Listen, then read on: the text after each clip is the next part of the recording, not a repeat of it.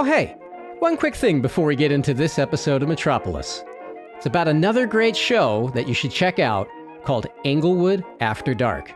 It's a horror drama podcast following the adventures of a couple of college students as they uncover the many secrets lurking on the haunted campus of Englewood University. Here's the trailer. So, let's get into the locked room murders. 4 gruesome deaths that all had something in common. They happened inside locked dorm rooms. And now that you've crippled the Brotherhood, good luck. You're going to need it. It's coming! Run! Run! The crane and the turtle slipped away. Who is behind you now? Find us at englewoodafterdark.com. And now on with the show. This episode of Metropolis has some intense situations as well as some descriptions of violence. There's also some 4-letter potty mouth. Listener discretion is advised.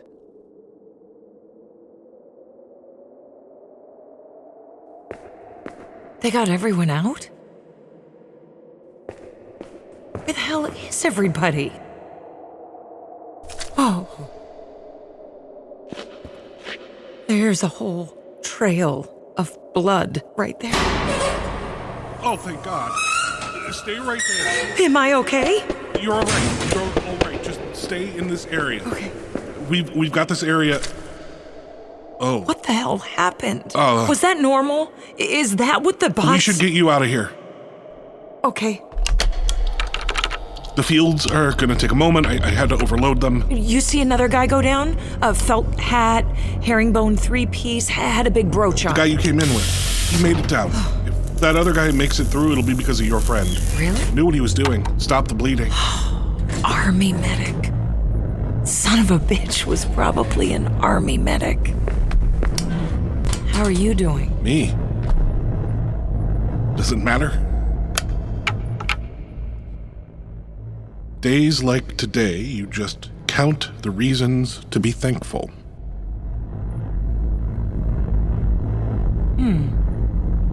Okay, it's back up. You should get on now.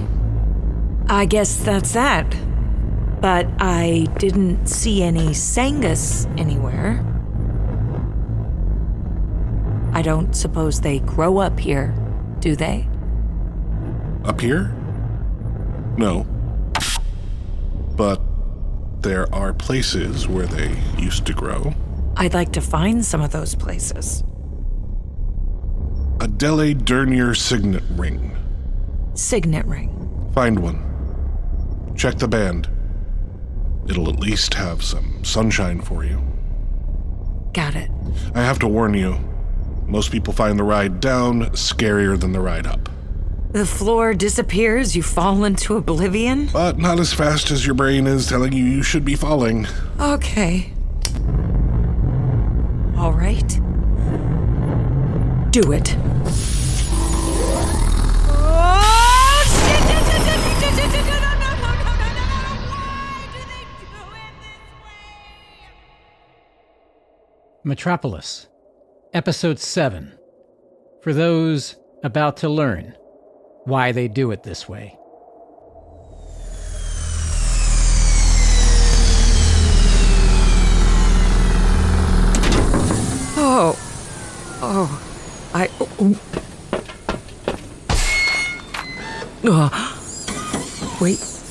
Wait. Okay. Thank you. Damn, those bots were so ready to clean it up that they didn't even wait to see if I could hold it in.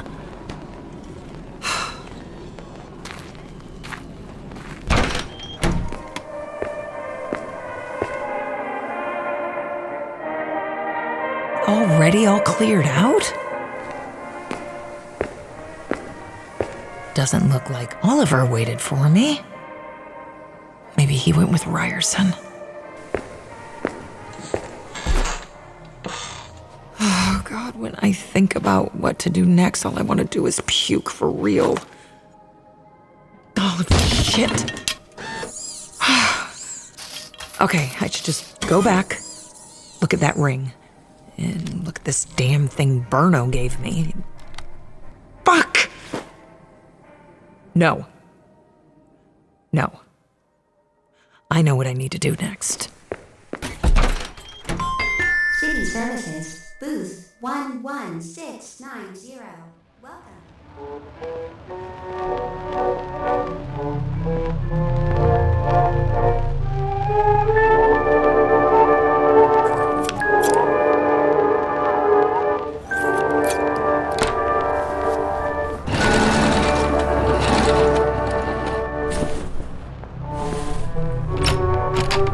Goldie, what a delight to see you.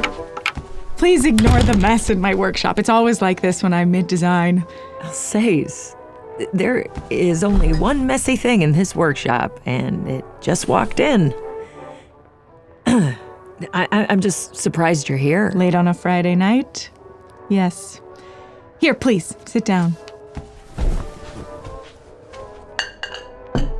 Metropolites keep odd hours.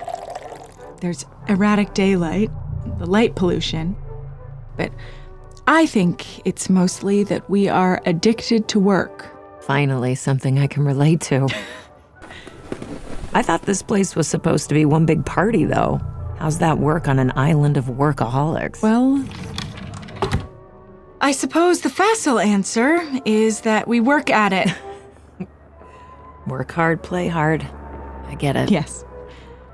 Yes, but I think I've come to a different conclusion. I once read about this fish. It lives in the far northern oceans, not far from here, actually. It's an ugly thing. It's tube-shaped, and it always has its mouth open. And it always has its mouth open because in its stomach, it has walls of these sharp teeth. They comb through the water. It's how the fish eats. I remember reading that this fish always has to move forward. All those teeth, it's the passing water that keeps them away from the walls of its own stomach. If it ever stops or goes backwards, all those same teeth, they get forced inwards, which means that this fish then cuts itself to pieces. I came to the conclusion that I wasn't any different from that fish. I don't think that's rare here. If I may be presumptuous, I believe you may be the same way. But that is very presumptuous of me. No, it's not. Alsace, I don't know how long I'm gonna last here. Oh? What happened on the plate? The plate. Yes. To be clear, the plate itself was a dementedly beautiful place. Yes, that is to reputation. As for my experience on it, how do I do this? This artist's mannequin here, did these detach? Yes? Well, one of us sheep started the night like this, and then he ended it like that. I see. That was bad. And then, before that, do you ever see boats trying to make it here from across the river? Yes. It's a secret that people try, but I've seen them. Yeah. Well, there was one with a family in it today, and It's okay. I know what happens. I need some help, I think. I need some help from someone who is looking for reasons to be thankful. I see. No, forget it. I really should go. No, please don't. I'm glad that you are here. Let's go out.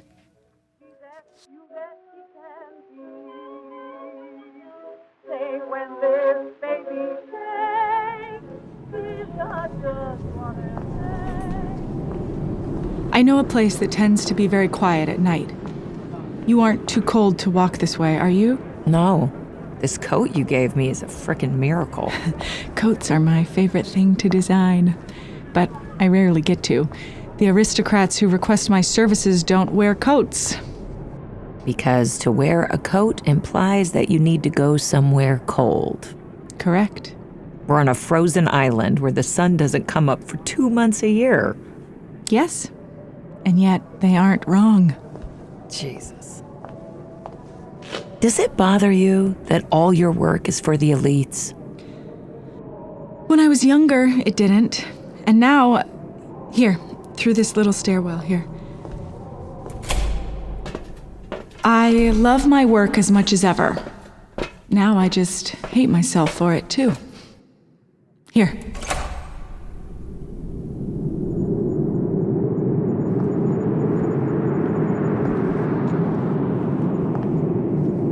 Wow. Look at that. Where is this? It's a little byway that connects these buildings. No one is ever out here. Nobody? With that view? It's cold and out of the way. I grew up in that building, right there. This is where I'd come at night to look over the river when I was a girl. I used to squint at the settlements, try to imagine what life was like there, how hard it would be. Hard. I know that now. I used to take Freddie out here. You still could. No. No, we just work and work. Feeding ourselves into our respective machines. She doesn't know about my affiliations. I don't suppose you'd ever tell her. No. I get it. But if the secret police work here the way they do anywhere else, it won't matter. I know. It's more, I just don't know if she'd understand. Alsace, how do we do this? Should I just go right into it? Yes, please. Okay. Let's start with this. I suspect you know why I'm actually here. I have a guess, yes. Your predecessor. He is a very good writer. Yes, he is. He's also my best friend. I'm looking for him, Alsace. Tell me about him. As a human. As a human? Oh, is that a other concerned humans thing? This is another test, isn't it? Okay. Stan as a human. How much time do we have here? We were talking about that fish that always needs to move forward. Stan is not one of those fish. He's what he is a world-class relaxer. Or at least he was. I remember I was just a cub reporter. I had just filed my first big feature. This was the thing that was making my career, that showed I was serious. And the second I filed it, I was back to hounding the newsroom, poking around for my next scoop, just making a real nuisance of myself. I remember Stan came up to me and said, "Here, Goldie, I've got something. Come with me." So there was this big game that night at the stadium, but kickoff wasn't for like 9 hours. So the place is empty when we get there. It's just deserted. So I'm baffled. And we go up to the press box anyway, way up high, and there's music in the background. Across the street, there's this music school, and they're practicing a piano and a cello, and they're doing this beautiful duet. You could hear it through the windows of the school.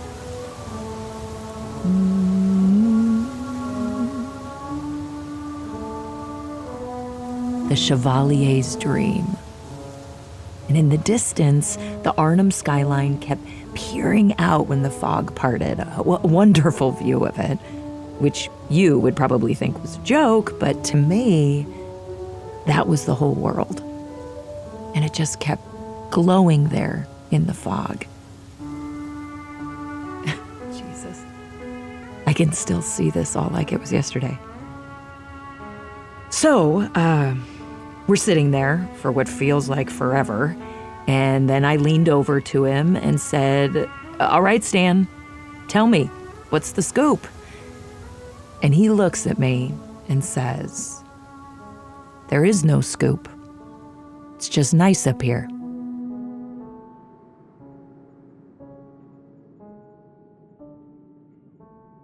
It was probably one of the happiest moments of my life, up in that press box with Stan.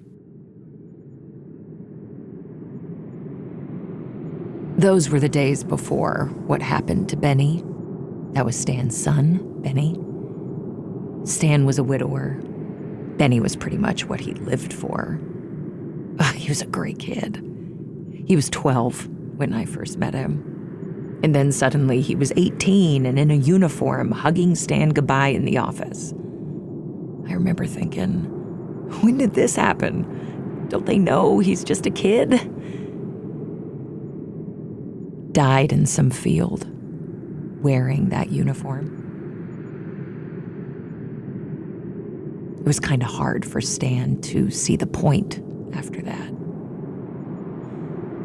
And it's why he came here, just to keep moving. What else could he do? I guess he did end up like that fish. There it is. Stanley Bronfels, human being. Is that what you wanted? I'm sorry. What? About what? You didn't start that war. There's a question you want to ask me. You should ask it. Okay. Here it is, Alsace. The other concerned humans? Is Stanley with them right now? I don't know. Is that a stonewalling don't know, or do you actually not know? I know that he was of interest to us, that's all. But to learn more, you're going to have to go through the front door. The beach with the riddle. Alsace, what the fuck? What is it with this group and games? Are you all just fucking with me? I mean, wish... you, of anyone showing up in my room this week, that wasn't a coincidence, right? Goldie, That wasn't a setup to reach out to me?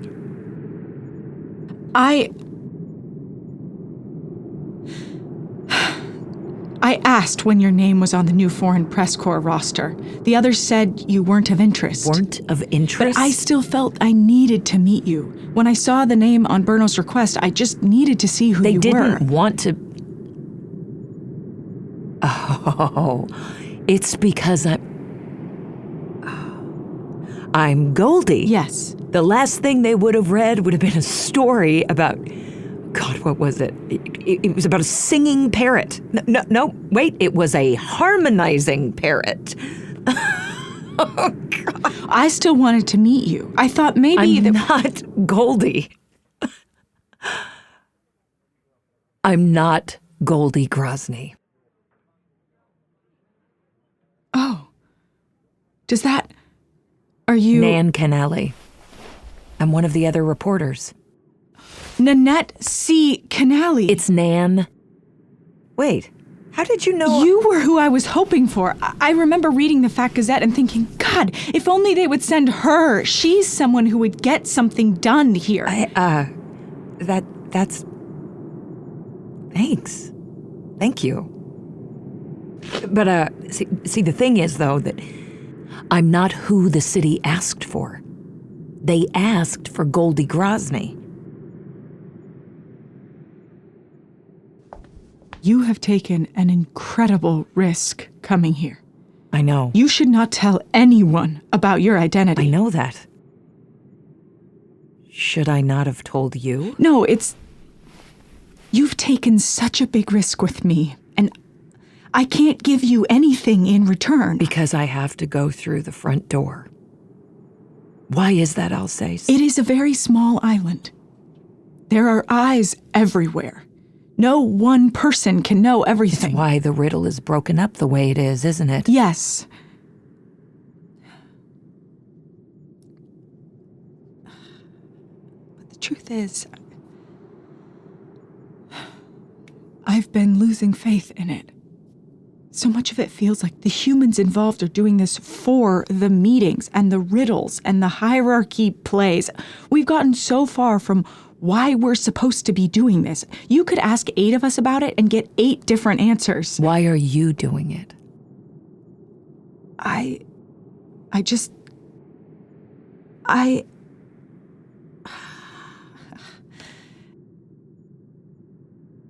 There are times when you see what this island is and what it has done, and it frightens you. And there are times when you see how much of it is in yourself and the things that you love, and you feel a very cold wind. You feel that you have quietly committed a crime against people you cannot see. There is something very dark happening here. I can't explain the dread, but it is here. Maybe I'm starting to see what you mean. But I guess you can't tell me any more about it. No.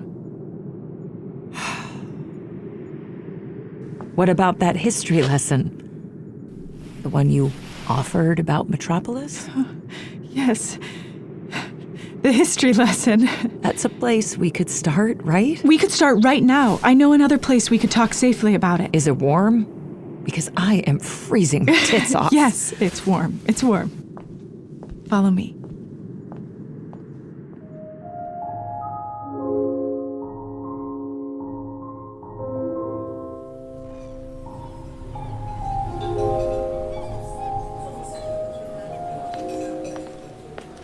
This is nice.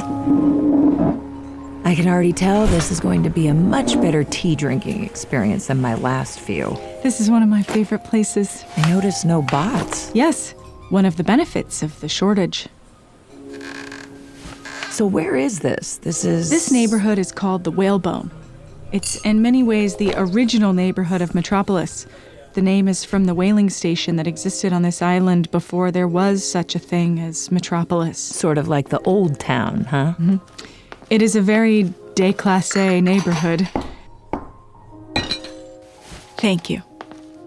The buildings are all 20 or 30 years old. They survive because, according to Freddy, there's something about the soil that makes it hard for the robots to build here. My God, this is considered a slum, isn't it? That is not a term that gets used here, but in practice, you are not wrong. These would all be the nicest buildings in Arnhem, easily. The age of the building you live in is important to many Metropolites. It is a status symbol. But this neighborhood is my favorite. I mean, that view of the bay? This is déclassé? The building age means more. Huh. I like to come out to this part of the city and try to imagine it as it was when it was a whaling station. When there were no buildings and no lights, just some cabins and the land and the water. If you go 10 miles off the island, that's basically still how it is now. I have never been off the island. Oh.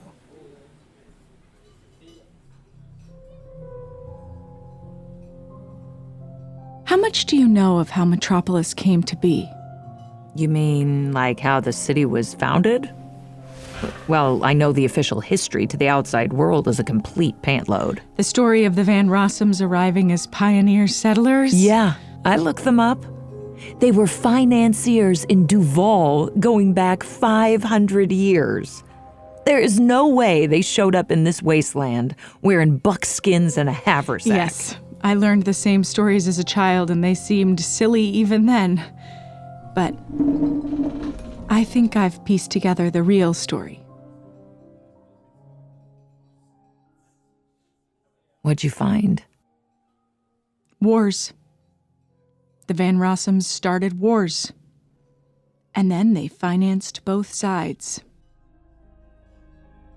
That's one way to win at war. Yes. Perhaps the only way.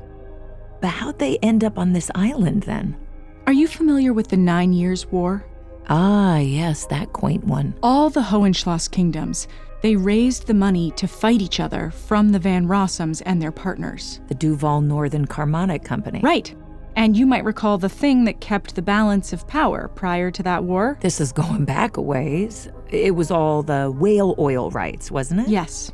So the Carmonic Company finds this little sleepy station, and they build a big operation on it. And that unsettles the economic balance of Atropa. Which enables the war that everyone in Atropa was itching for anyway. And then the Van Rossums finance it all. Right. But from there, you might recall that war drew on for a while. It was the 9 Years' War, so yes. Spoils.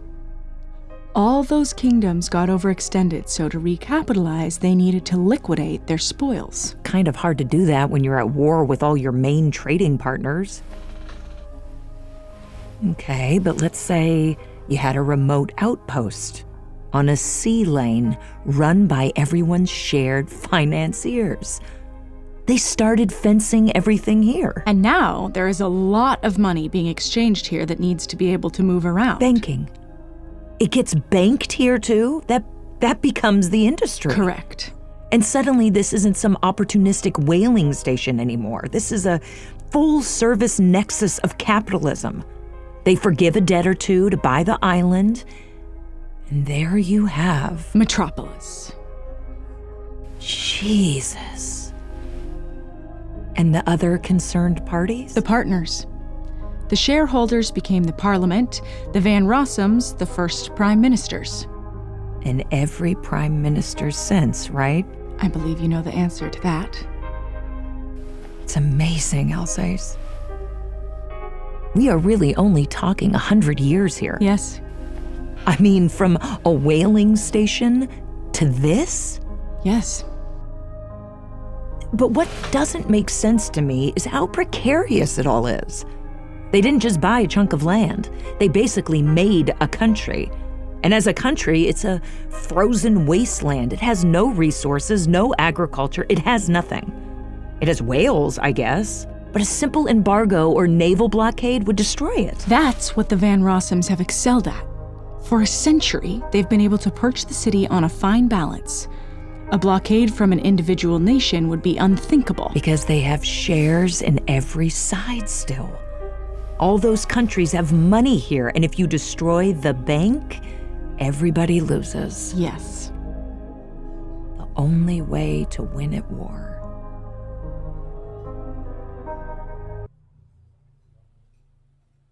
The war we just fought?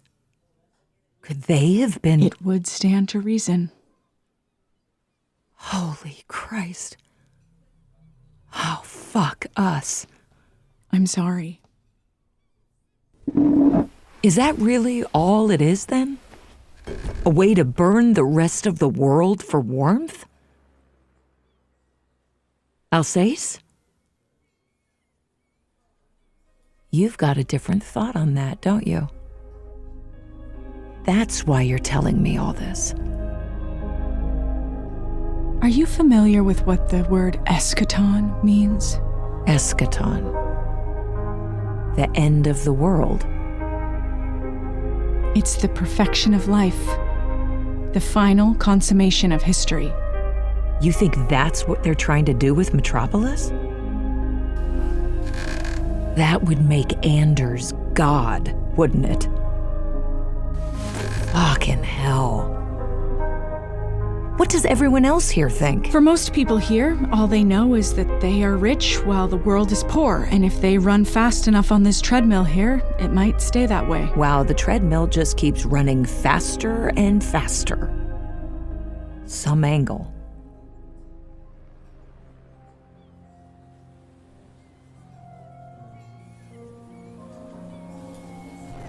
At one point in my life, I think I was a genuinely happy person.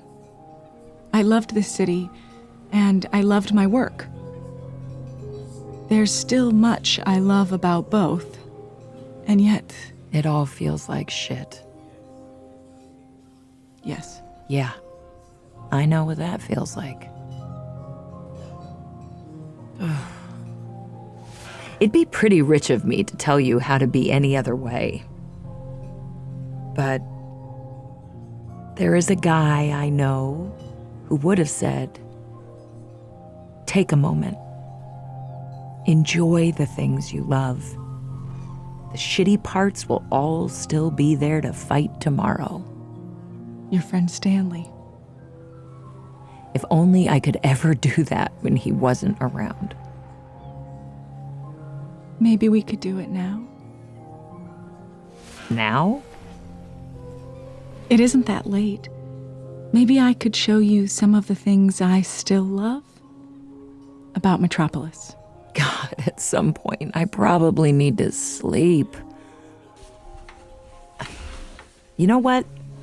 No. Why not, Alsace? Why not? I mean, I'm fucking me, right? I've got all those teeth in my stomach. I need to keep them moving, right? Follow me.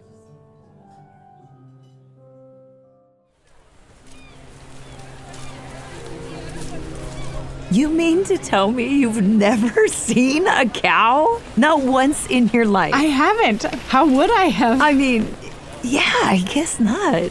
We had 3 cows growing up. Here, feel my forearm. Wow.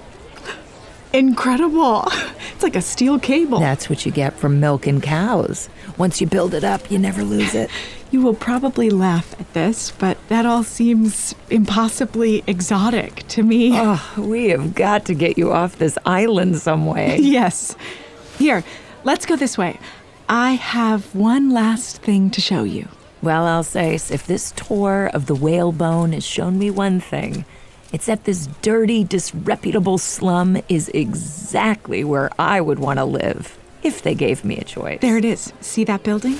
It's called the Idolo. Idolo? I can't explain the name. It's a permanent 24-hour market. The stalls all rotate amongst different vendors who rent them out. Oh, okay. We've got things like that in Arnhem. During the day, it is likely similar. But in the night, the stalls aren't rented by the normal marketeers. Okay. Follow me.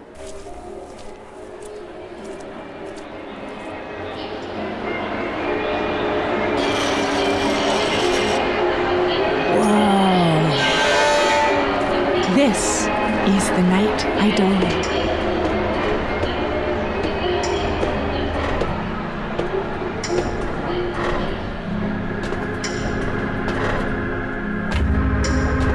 My God. What is that thing?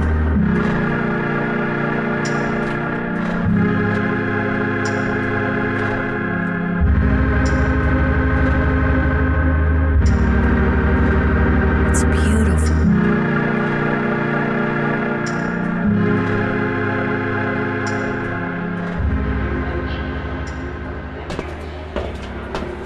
Are they selling those? No, Metropolites are capitalists, but the night Idolo is focused on something else.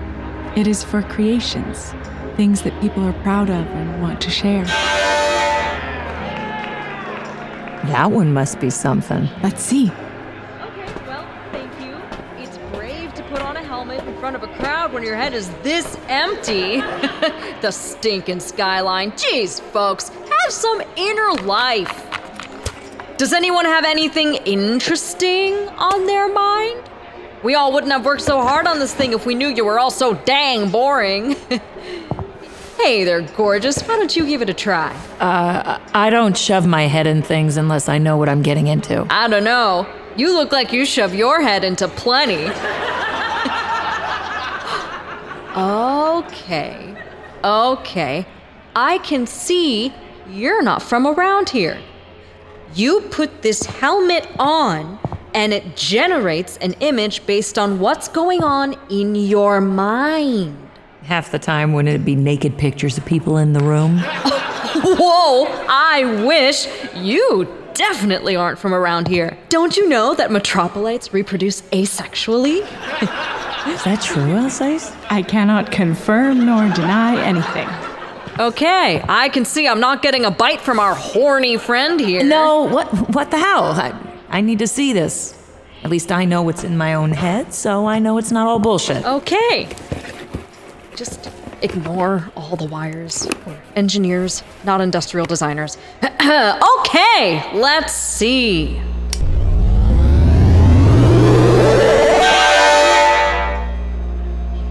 Looks like a boat. Like a little dinghy on the water.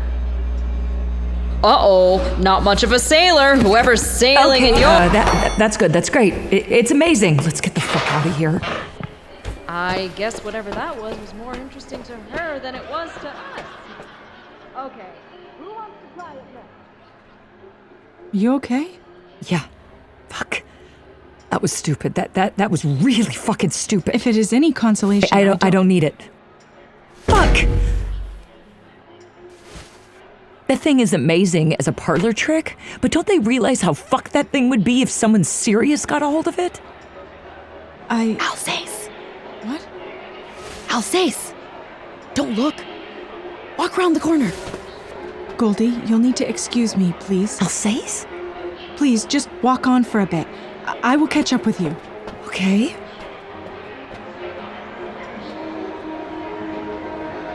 Okay.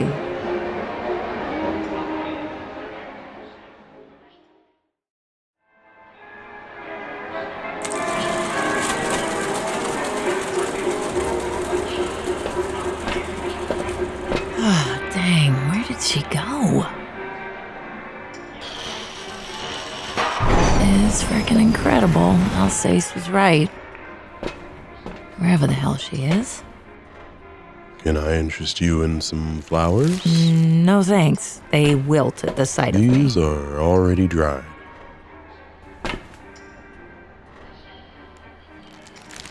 Dried Sangus. She had to leave. You should leave too. Wait, what? Leave the way you came and don't look concerned. She will be okay, and you will be too if you leave right now. Who the fuck are you? Do not stay.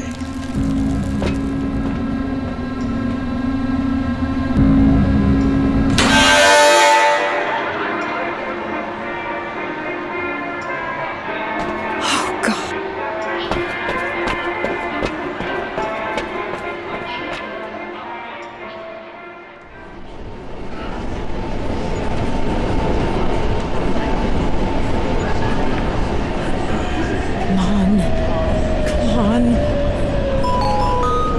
Centennia Helix Complex.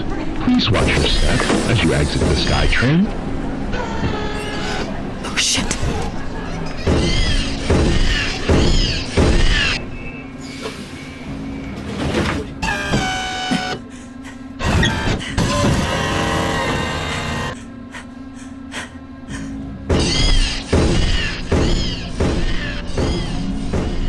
Oh, thank fucking God.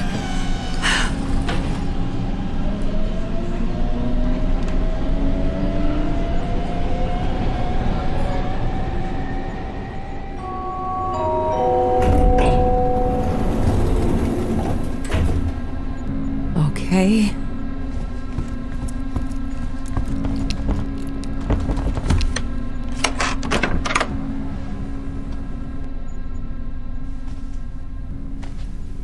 Anyone? Adria?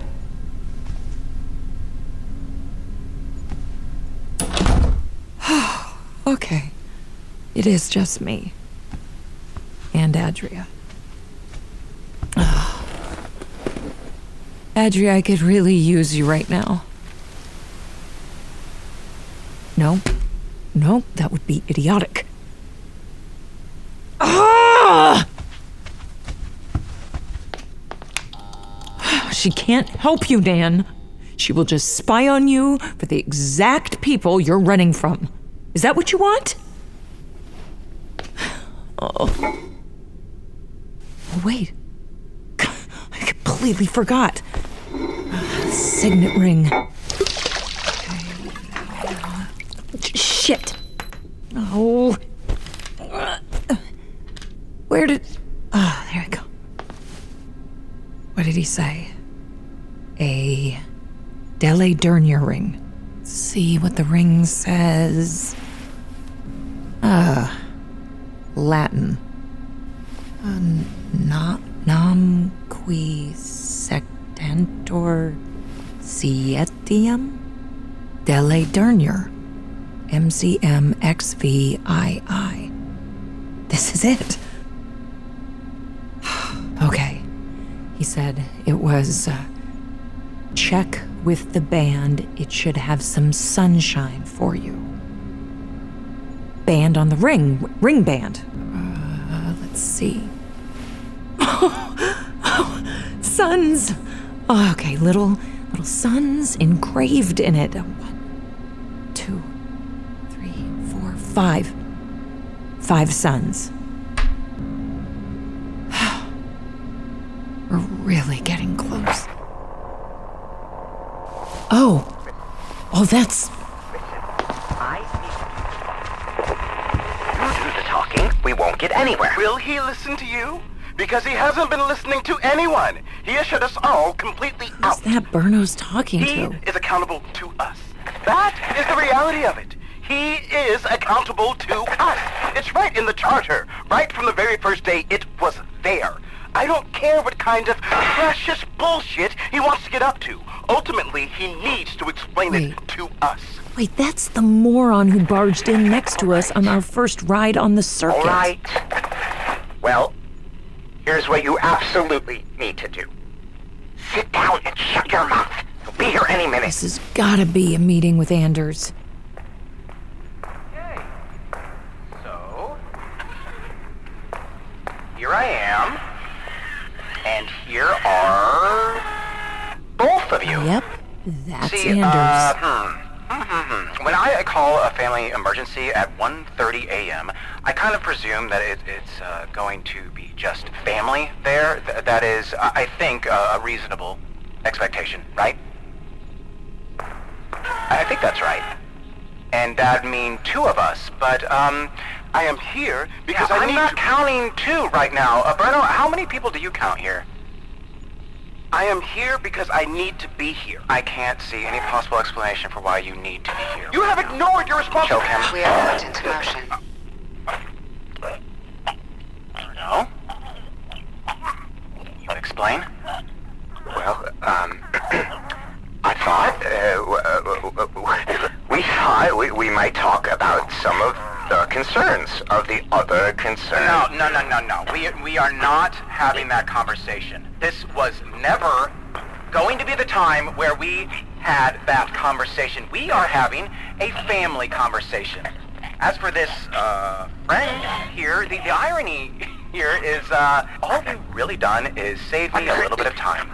Because there was something I needed to do with Mr. Lowell, and now he's right here. Release the joke. You are such a common ass! Okay, Sinatra, resume joking. We are put into motion. Okay. So, Mr. Lowell, let's forget about the whole deal with the other concerned parties for a second. That is not on my mind right now. It has never been worth being on my mind. Let's talk about you instead.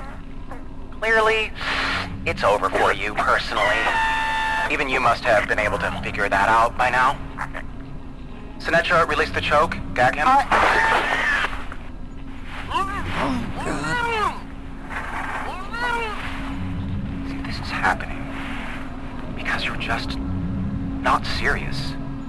You do nothing. You know nothing. That's never going to change. Your existence in this city has been because the Van Rossums deigned to protect your father, and he's gone now. And here you are, idiotically, to lecture me somehow? A person on thin ice is not supposed to jump. But you... You hear the ice cracking. And this is like a somersault you're doing. I mean... I can't understand it. I mean, it's bold, but it's also really ignorant. Which is how we got to where we are, I guess. Goodbye, Mr. Lowell. Render him unconscious, then have him brought underneath for processing. We are put into motion.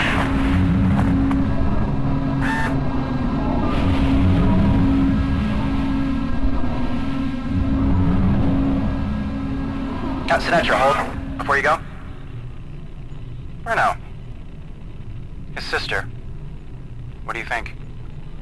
Oh, my Ava? I think you can leave her be. She'll toe the line. Sinatra, set a watch on my Ava Lowell's penthouse. When she arrives tonight, arrest her, render her unconscious, bring her underneath for processing. We are put into motion. They'll achieve more use now after that than they ever did in their lives. How are you going to explain this? Bruno, what do you think? I don't know! This seems insane! The other concerned parties is going to explode! It's going to be a panic! They're going to... Stop! The other concerned parties are not going to care. They won't. They will not care. His father lost money for people who count. The only reason he even stayed around was because Dad liked him. He was always doing things like that for his friends, you remember? Well, and now, he and Dad are both long gone, and all those liabilities, they are still on the books, and we keep paying and paying for them. We're paying for it in the form of that stupid fucking conversation where Lowell was going to lecture me on... What? How to run a city? I mean, someone who's an abject fucking failure at everything that they tried to do? You've been very kind to step in to run. No, don't. Just don't. The only reason I didn't do this back when Father first died is because the Lowells had contacts with the Eastern Hohenschlosses. But you might just recall, they were all just shot in the basement of their own palace, so I don't think that's worth much now. Yes, I remember reading about that. You must get it by now, right? We have too much to do here, and it's time to clear the books. The reaction to Edmar Lowell's wastrel kids going away is not going to be, oh, hey, whoa, this could happen to us. It's going to be, oh, good. And to be clear, what is the official line on where they've gone? They're in exile. They went on their own accord into exile in West Gulev. That is where they are.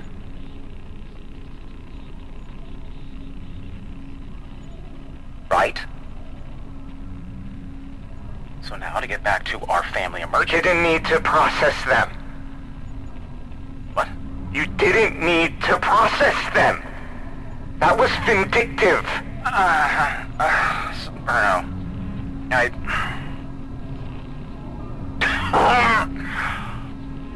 I mean this. Carefully. You know how I just said that our father's main sin was that he looked out for his friends too much? Well, my main sin is that I look out for my family too much. So you have nothing to worry about when I say that if you had the slightest sliver of awareness of the pressure that is involved in doing what we are trying to do, you would shut your fucking mouth!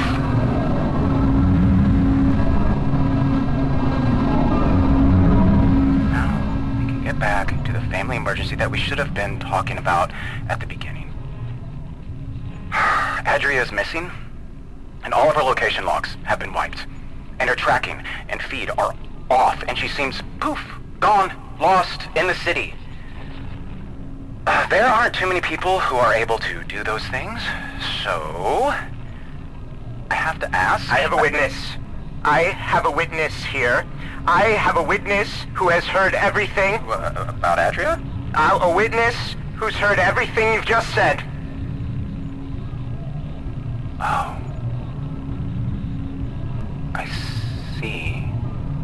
I guess you must have a... Can I see it? They're a reporter. They've heard everything. Oh my god! Oh, a reporter! Oh my god! Is this your reporter friend again? He's popped his head up again, hasn't he? Wait. He on the other side of that? Oh! Hello there. I forgot your name. I hope you'll forgive me. I've read some of your writing. I think you wrote something about me, even. And it was really perceptive, really sharp journalism. And I love meeting sharp, perceptive people in person, so maybe we could do that. I know you're within 5 miles of this, so you can't be too far away. Maybe you even know where Adria is, so if you're feeling shy, I understand. I'll just ask Sinatra to find you. She's become quite good at finding things. It's something that I really appreciate about her. Perhaps you won't appreciate that as much when she finds you. Okay? Okay. Oh, and if you're across the river, that won't do you any good. She'll find you there too. Okay. Have a great evening. Bruno, come here. Sinatra, take his neck in. Stop. Cancel. Okay. So. Bruno, what I said earlier about my fault being that I look out for my family too much, it's still true.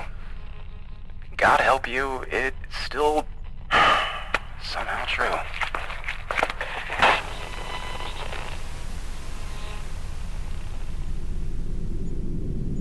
Oh my god. They don't know where Stanley is. And I have got to get the fuck out of here. Adria Rabenna. Adria. Hello, Goldie. I am relieved to see you. Yes, God, likewise, Adria. I have some good news. Everything you see is not being sent home. They don't know where you are. You're off the tether. Are you still willing to be my bodyguard? Yes, I am. I would like to be that for you. Okay. Well, I'm about to run for my life, so I think I could use your services. It does sound like I will be useful. Are you ready to go? Yes. Then we are put into motion.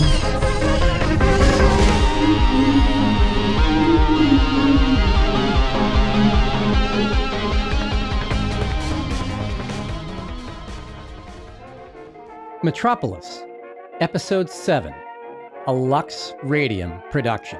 Written, produced, and sound edited by Dan Coate. That's me! Directed and story edited by Sally Olive.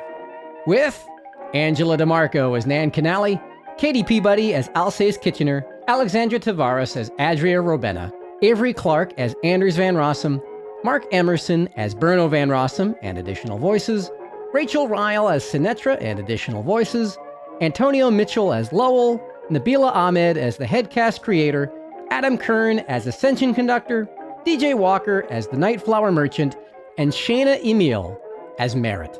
Sound engineering and recording by Aaron C. Schroeder of the Pierce Steers Recording Company, the best recording studio in the Pacific Northwest. The original music's by Foof, that's FF00FF, and the original art is by Michael Hirschon. If you like the show, and boy howdy, we really hope that you do, right now, as you're thinking about it, give us a follow and a review on Apple Podcasts, Spotify, or however else you're listening to this right now. And hey, if you can give us a shout on social media, we'd much appreciate it, and we'd always love to talk with you.